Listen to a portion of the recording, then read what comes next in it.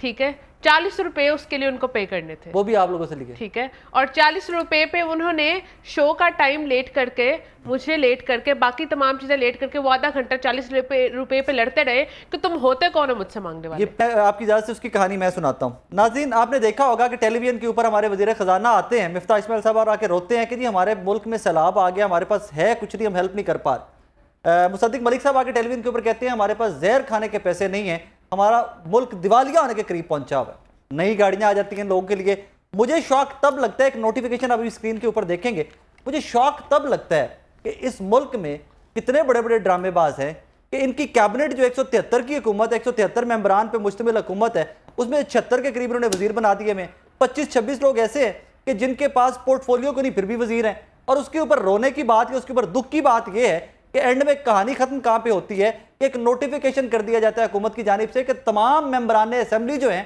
इनके लिए toll tax माफ कर दिया गया। अब इमेजिन कीजिए, जो बंदा लाखों रुपए की तनख्वाह लेता है, करोड़ों रुपए की आपके मेरे टैक्स पेयर की मनी के ऊपर वो सफर कर रहा है, वो मोटरवे के ऊपर जाते हुए 1000 रुपया टोल टैक्स भी नहीं दे सकता। इमेजिन कीजिए कि आपका और मेरा खून ये हुक्मरान तबका कैसे चूसता है। उसकी एक मिसाल ये थी, रवैयों को कनेक्ट करने की कोशिश कर रहा हूं, उसकी एक मिसाल ये थी कि आपको और मुझे बोला जाता है कि प्राइम मिनिस्टर के फ्लड रिलीफ कैंप में 10-10 रुपए दीजिए। पाकिस्तान में क्रिकेट मैच हो रहा है इंटरनेशनल, तो गेट मनी जो है वो फ्लड रिलीफ में जाएगी। तरले किए जा रहे हैं, बैंकों के बाहर बड़े बड़े इश्तिहार लगा दिए गए नाजरीन के वजीर आजम के और वजीर आला के फ्लड रिलीफ के अंदर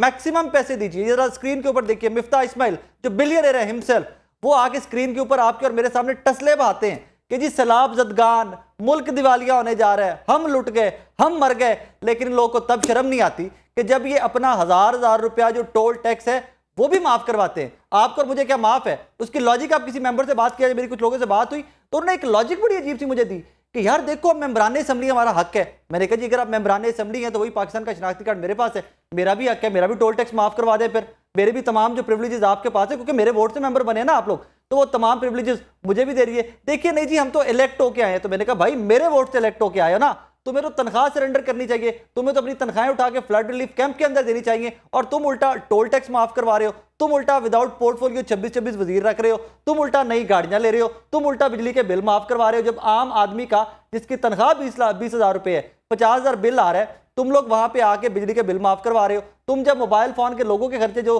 बेचारे बिजनेसमैन है, जो कारोबारी हजरात है, 40-40, 50-50 हज़ार रुपए मोबाइल का खर्चा है, तुम्हें लैंडलाइन भी फ्री है, मोबाइल फोन का भी खर्चा है, टीएडीए तुम्हें फ्री है, पेट्रोल तुम्हें फ्री है। बट इवन देन बेशर्मी की इंतहा उसमें आके हो जाती है जब आप आके टोल टैक्स तक माफ करवा लेते हो। यार मैंने निकलना है, मोटरवे पे सफर करना है, यहाँ से इस्लामाबाद जाना है, लेट से मैं मेंबर नेशनल असेंबली हूँ, 1000-1200 रुपया बनेगा, 5 लाख, 4 लाख, 3 लाख, मैं कहता हूँ लाख रुपए तनख्वाह हो, तो कौन सा ऐसा मेंबरान असेंबली है हमारे, कौन सा एक ऐसा मेंबर है नाजरीन कि जो इतना गरीब है कि टोल टैक्स भी नहीं दे सकता? मामला गुर्बत या पैसे या अफोर्डेबिलिटी का है ही नहीं, मामला रवैये का है। ये लोग अपनी क्लास को इतना प्रिविलेज समझते हैं कि पाकिस्तान इनकी जाती जागीर है, और उस जागीर के अंदर ये हर वो काम करेंगे जो आप और मैं नहीं कर सकते, ताकि सेग्रीगेशन रहे, दो क्लासेस, महकूम और हाकिम तबके को अलग अलग रखना नाज़रीन यहाँ पे पर्पस है। और उसके लिए आए दिन को इस तरह की शोधी सी और छोटी सी हरकत करते हैं आम आवाम को बताने के लिए कि तुम महकूम हो, हम हाकिम हैं। उसकी मिसाल ये एक नोटिफिकेशन जो आपकी टेलीविजन स्क्रीन के ऊपर आप देख सकते हैं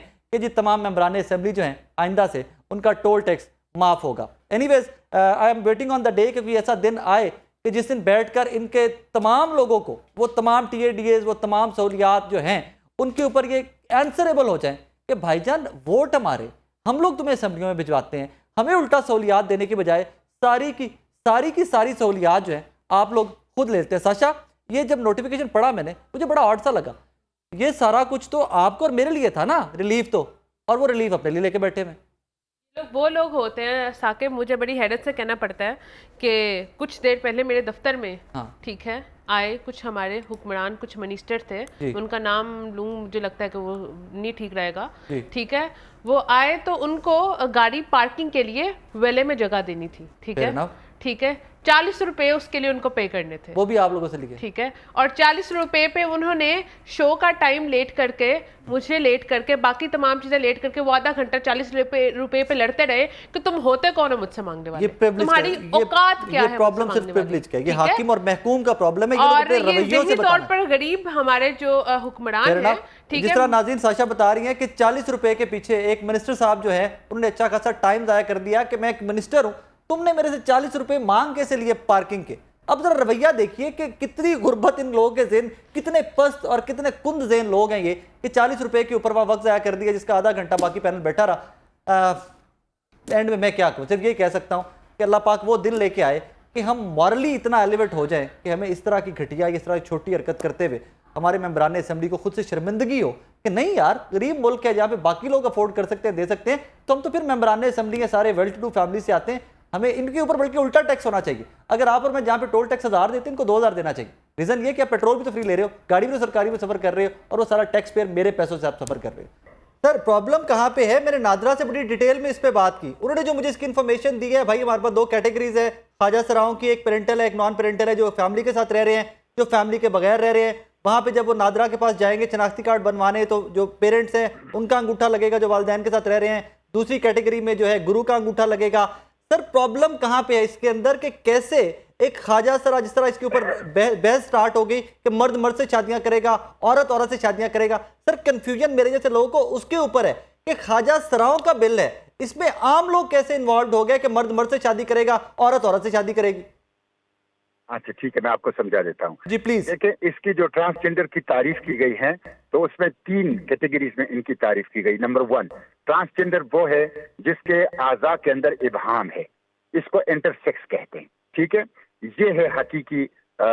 खुंसा। नंबर 2, ट्रांसजेंडर उन लोगों को करार दिया गया जो मर्द है, पूरा मर्द है, लेकिन उसकी कैस्ट्रेशन या उसने खुद की है या किसी ने की है, या उसके आज़ा डैमेज हुए किसी एक्सीडेंट में या किसी ने की है या उसने खुद की है, वो है मर्द, लेकिन उसको बच्चे पैदा करने की सलाहियत या आज़ाद डैमेज हो गए हैं, तो इसको भी इन्होंने ट्रांसजेंडर डिक्लेयर कर दिया है। हालांकि ये ट्रांसजेंडर नहीं है, ये पूरा मर्द है, और इसके एहसासात और इसकी फिजिकल स्ट्रक्चर वो पूरा का पूरा मर्दों का है, तो इसको भी ट्रांसजेंडर कराया दिया है। नंबर 3 कहते हैं वो शख्स भी ट्रांसजेंडर है जो पूरा लड़का पूरी लड़की है, उसके बायोलॉजिकल साख्त मुकम्मल हैं, उसके रिप्रोडक्टिव सिस्टम मुकम्मल हैं, लेकिन उनके दिमाग में ऐसे ख्यालात आते हैं कि वो कहता है कि मैं वो नहीं हूं जो मुझे बर्थ के वक्त जो जिन्स इलाज कर दिया गया है, कहते हैं ये भी ट्रांसजेंडर है। तो अब देखें डिफिनेशन नंबर 1 में तो जो ट्रांसजेंडर की तारीफ इंटरसेक्स की हुई है वो ठीक है, वो इंटरसेक्स ठीक है। ये 2 नंबर तो मर्द है लेकिन डैमेज मर्द है, और ये 3 नंबर पर पूरा लड़का और पूरी लड़की है, लेकिन उसका साइकोलॉजिकल डिसऑर्डर है,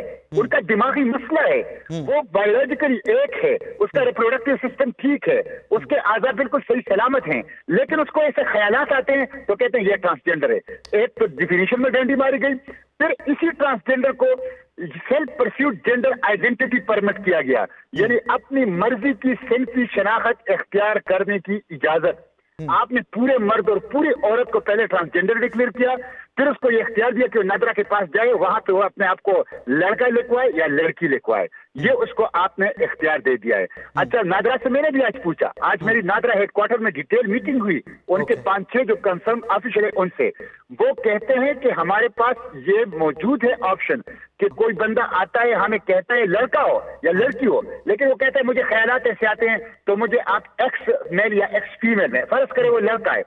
वो आता है और कहता है मुझे आप एक्स फीमेल यानी ट्रांसजेंडर फीमेल में रजिस्टर करें, हम उसे रजिस्टर कर लेते हैं। थोड़े अरसे के बाद वो आता है तो लॉज उनको परमिट करता है कि वो एक दफा फिर रिव्यू कर सकता है, और वो कहता है कि मैं जो आप ले जाए फीमेल कैटेगरी में, तो हम उसको एक्स फीमेल ये कंसर्न